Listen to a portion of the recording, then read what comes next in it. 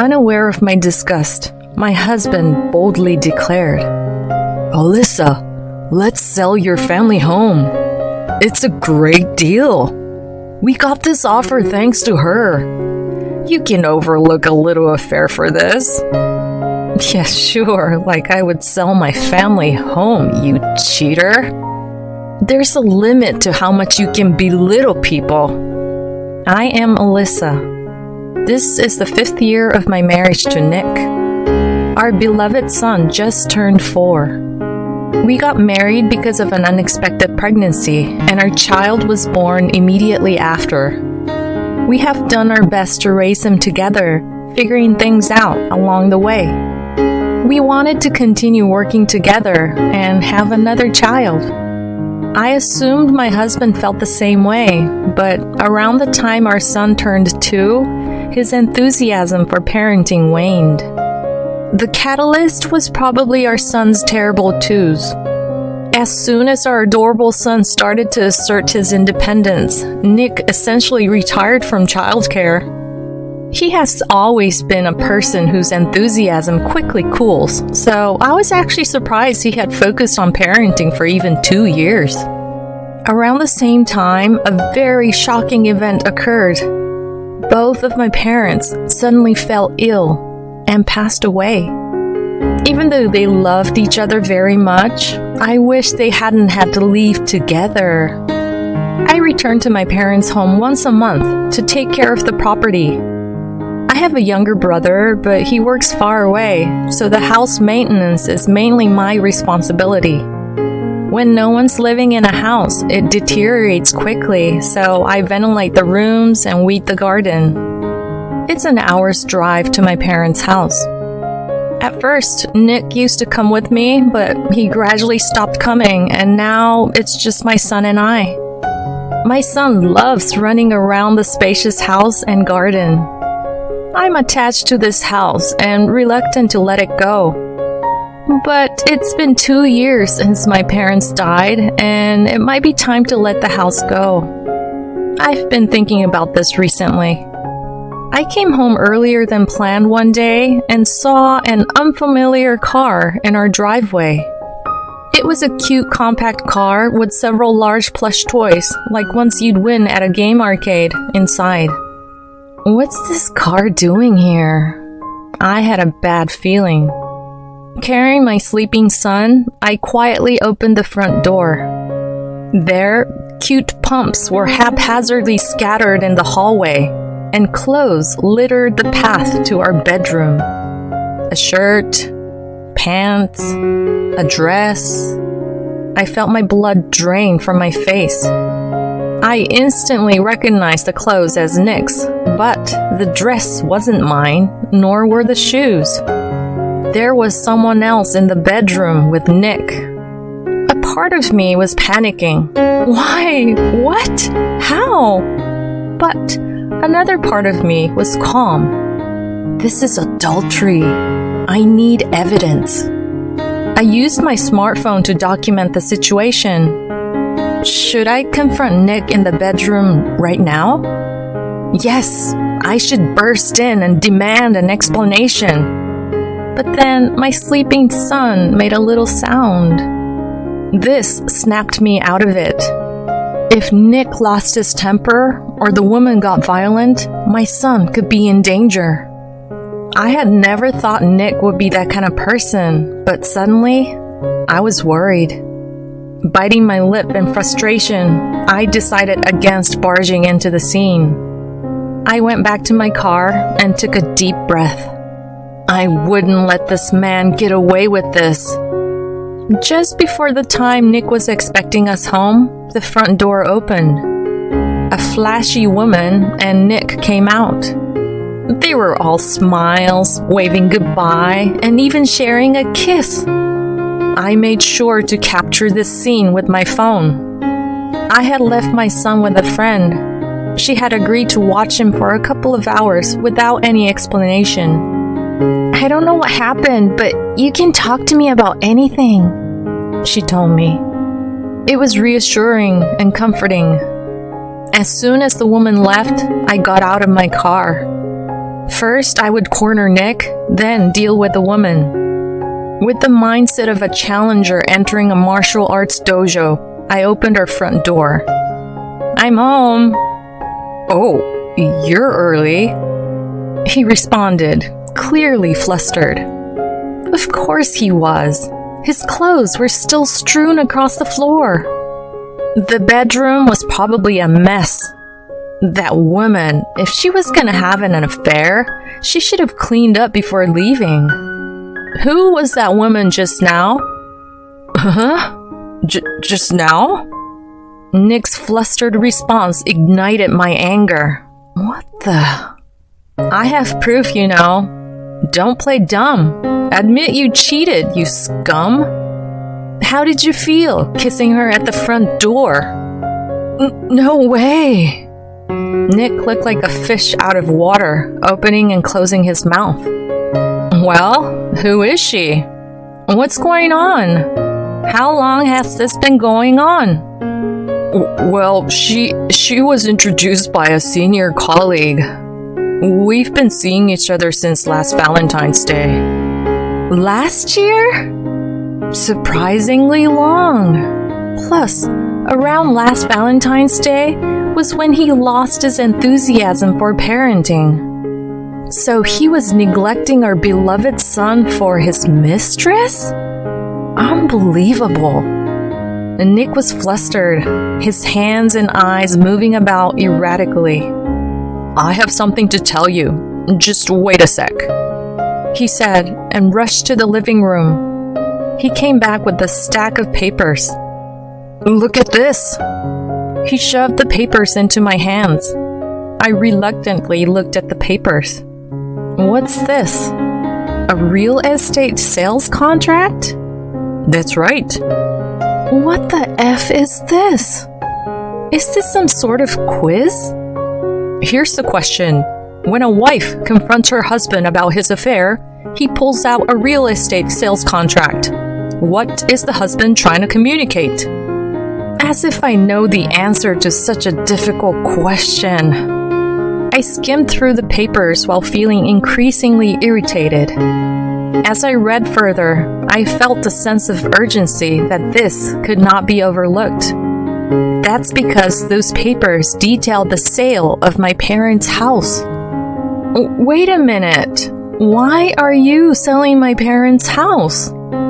The affair was shocking, but the selling of my family home was out of the blue. The answer to the earlier quiz seems to be, I cheated in order to make a real estate sale. The truth of the matter was becoming more and more distant. My husband started talking. The woman earlier, Cindy, she knows an amazing woman. Her name is Jessica, and she runs various businesses and also holds seminars. I've attended several of her seminars with Cindy, and she's really incredible. Both my mom and dad completely trust Jessica. She even knows many celebrities. And Jessica is saying she will buy your parents' house. She can purchase the property cheaper than the market value, and we can make more money than selling through a real estate agent. I met with Jessica today and made the contract. Okay. In addition to Cindy, a new character named Jessica appeared. She knew celebrities, she held seminars, she was involved in real estate. My husband was excited. Finally, things started to make sense. In other words, my husband's next interest had shifted to a very suspicious area. He was such a fool, I thought, but it kind of made sense. However, I didn't want to be involved.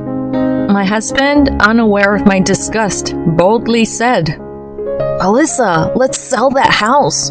No one lives there anymore, and it's not a problem if it's gone, right? We can make a fortune from useless stuff. Isn't it amazing? And we got this great deal thanks to Cindy. You can overlook a little affair for this. What? And Cindy told me there's a nice new property for sale right now. Let's buy that house with the money from selling your parents' house. What the hell are you talking about? I'm talking about the future. It's a large and beautiful house, and there's also a guest room. I can hold seminars there. On days when there's no seminar, I can invite Cindy over. Isn't it a great idea? I was dumbfounded. I felt all the strength leaving my body. You're being scammed. It's a shady business. You should back out. I almost said that, but I stopped. And here's the next question. Why didn't the wife try to warn her deceived husband? The answer is simple. Because he is no longer going to be her husband. Overlook a little affair? What is he saying, trying to sell my precious family home without permission? Inviting Cindy into the guest room? What is he planning to do in a house where our son and I live? I can't believe I've been married to such an idiot for 5 years. No, I said from the bottom of my stomach. I refuse. I won't let go of my parents' house for a bonehead like you disgusting man. I was surprised that the word bonehead came out of my vocabulary, but at this point, I didn't care. What did you say? That's a problem. I would lose Jessica's trust. I don't give a shit. I threw the stack of papers away. I'm gonna leave this house. Where's my travel bag? Oh, it's in the bedroom. The place where the idiot husband and Cindy were fooling around. Damn it. I don't want to go in, but I have no choice but to go get the bag. Ignoring the annoying crying Nick, I packed my belongings. Mine and my son's. And then I took everything important and ran away from home. I couldn't bear to stay there any longer. As I rushed out of the house, I went to pick up my son. I explained to my friend that I had walked in on my husband's affair and handed her thank you sweets for accepting my sudden request. She was sympathetic and worried. I then knocked on the door of a lawyer's office and told them that my husband was trying to sell property that I owned without my consent. I also told them about his bizarre obsession with the suspicious seminars. The lawyer listened to my concerns empathetically. The consultation fee of $50 for 30 minutes was not cheap. I paid a total of $200 for 2 hours. But it was worth it because I learned as many measures as possible. My husband called me around noon the next day. Hey, let's talk. This was his lunch break at work. According to my brilliant deduction, he had cried to his parents the night before, overslept in the morning, and finally called me at lunch. His tone suggested that my anger should have cooled by now. Yes, it's completely cooled. My love for you, that is. Yeah, I thought we needed to talk too. I thought so. I was mad at you because you ran out all of a sudden. Oh, infuriating. But I have to be patient. Arguing over every single thing won't get us anywhere. I wonder if it's possible for us to continue as husband and wife. I don't think we can. I can't trust you if you don't understand the greatness of Jessica and Cindy. If you were willing to go to the next stage with me, like my parents, I think we could continue as a couple. I can't do that. What the F does he mean by the next stage? I should refrain from unnecessary retorts for now.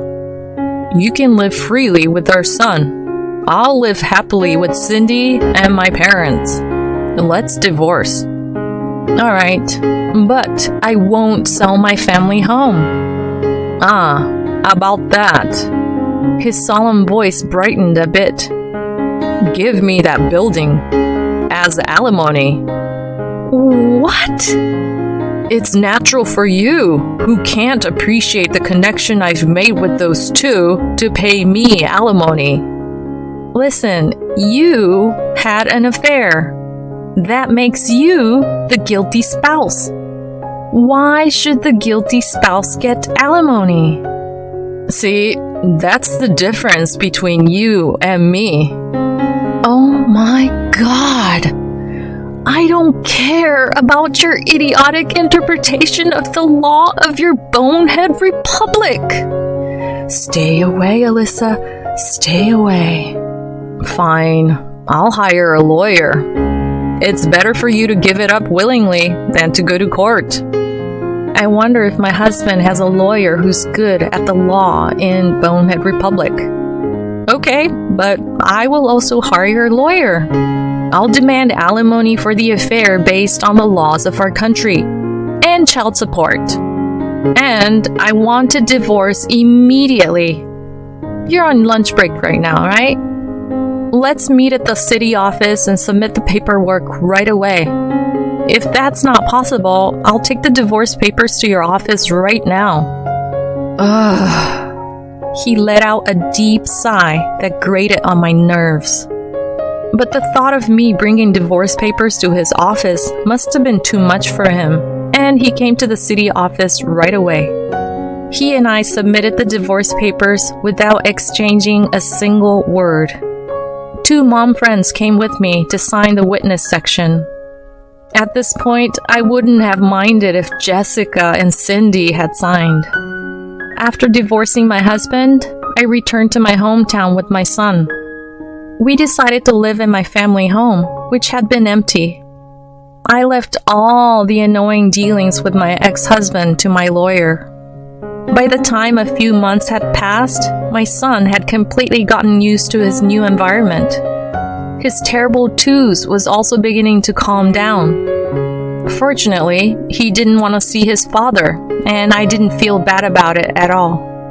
I also started working and was leading a fulfilling life. One day, I received a call from my ex-husband. Oh, I don't want to answer it. That's what the lawyer is for. I ignored the calls, but he was persistent. He left multiple calls from morning till night, and I lost my patience. I decided to answer the next time he called. 10 minutes after making that decision, the next call came. All right, let's settle this. Stop calling me! If you want to talk, do it with the lawyer. That's your first words to me after such a long time? Yeah, that's right, jerk. But if you've been ignored this much, you should give up. What the F do you want, jerk? Please excuse my French. You're at your family home now, right? Yeah, so? Then why can't I submit the moving out notice? Huh? As I coolly responded to my ex-husband's unreasonable outburst, one possibility came to mind. That was advice from the lawyer I consulted with before the divorce. I needed to sell your family home. Tell me your address. Are you still trying to sell it? Well, regardless, my argument will eventually go through, and that house will be sold sooner or later. I just need money urgently because I bought a new house. So I thought I'd get the selling process over with first. No, your argument won't pass. Your lawyer is also a citizen of this country. Both lawyers are looking for common ground in the discussions. According to my lawyer, the other lawyer seems to be exhausted because my ex-husband only insists on things that are not legally feasible. If it comes to a trial, his lawyer will likely resign. By the way, what were you planning to do after learning my address?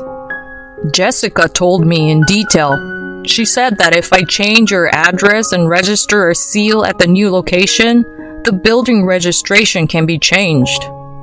You're so dumb, you probably didn't know that, huh? But when I tried to submit your notification at the city hall, they told me that it was different from your current address, and they didn't accept my moving out notice. I did put down your family home's address, so what's going on? Seal registration on a moving out notice, huh? That's a serious crime in this country. What? Serious? There's no mistake. This is a trick I was told about by the lawyer I consulted with. Changing someone's address without their permission, registering a seal at the new location, creating a seal certificate, and changing the building registration to sell it. Apparently, there's such a scheme. To avoid becoming a victim of it, I temporarily moved my residence card to a location other than my family home, to my brother's place. My ex-husband doesn't know my brother's address. He only knows that he's in a different state. And just in case, I've also placed a viewing restriction on my residence card. So my ex-husband can't change my address on his own. He certainly can't sell my family home on his own. Thank you, Mr. Lawyer, for telling me. A crime? How rude. I was just doing as Jessica told me. From her point of view, you are just a handyman who would commit a crime for her. Plus, you probably got your mistress to write a letter of attorney for me, didn't you? That's forgery of private documents. There's also the use of forged private documents. What? But I've already signed a sale agreement for your family home with her. Cindy said she has experience in forging letters of attorney, so I left it up to her. Well, then both Cindy and Jessica are accomplices. They're in cahoots to set you up. What? I bet Jessica has given up on my ex-husband's stupidity. The plan to sell the family home was probably revealed to me too soon. The divorce was over in an instant. The discussions related to the divorce are not going well. He can't figure out a plan to steal my family home from me. So, she's probably thinking she can't make any more money from this guy, and she decided to sell him a new house and get out. Well, it's just speculation. As I imagine my ex-husband turning pale over the phone, I feel both pathetic and pitiful. Recently, my dad started saying similar things to you. That Jessica and Cindy are suspicious, and I should consult with the police. But that can't be. Ooh, his father has regained his sanity. That's good to hear, even though it's not my business anymore. I think you should listen to your dad. After all, you're a guy who gets heated easily, and when you concentrate, you can't see anything around you. You're just a lost cause who can't tell the difference between right and wrong. So, don't ever contact me again, you idiot. Saying that, I hung up the phone. I felt refreshed after saying what I wanted to say and blocked his calls. Now, it's just a matter of watching from afar.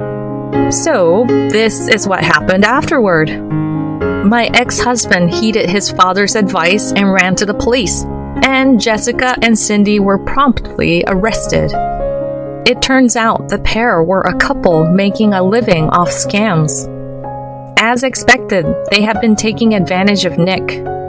Without my knowledge, he and his family were swindled out of a significant amount of money.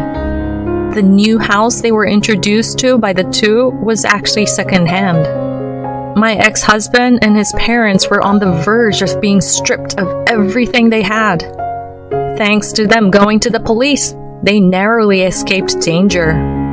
However, my ex-husband was severely scolded by the police for trying to sell my family home without permission. He was not prosecuted this time, but if he had done it, he would probably have gone to prison. I'm really glad that the situation didn't turn into something crazy, like my son's father being a criminal. The incident is temporarily resolved. I moved my residence card, which I had evacuated to my brother's place, back to my family home.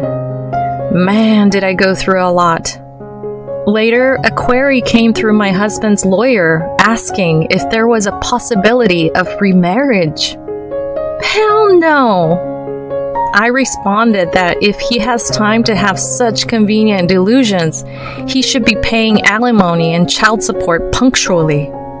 The ones who showed understanding to my uncompromising response were not my ex-husband, but his parents. They reflected on the fact that they have been driven crazy by being deceived by the Jessica couple, and they paid the alimony instead of their son. That's right. It's a little crazy to be swayed by the sweet words of your son's mistress. Normally, you'd get angry and say, "Don't cheat, you foolish son." The child support is expected to be paid bit by bit every month by Nick. I thought I must raise my son properly, keeping this lesson in mind. Raise him to be a person who can tell right from wrong. I will study the methods used by people who deceive others and teach them to my son. But maybe it's too early for him to learn about scams and money. He's running around energetically in the spacious yard of my family home. "Mommy, I caught a butterfly!" "Wow, that's great! Let's set it free later, okay?"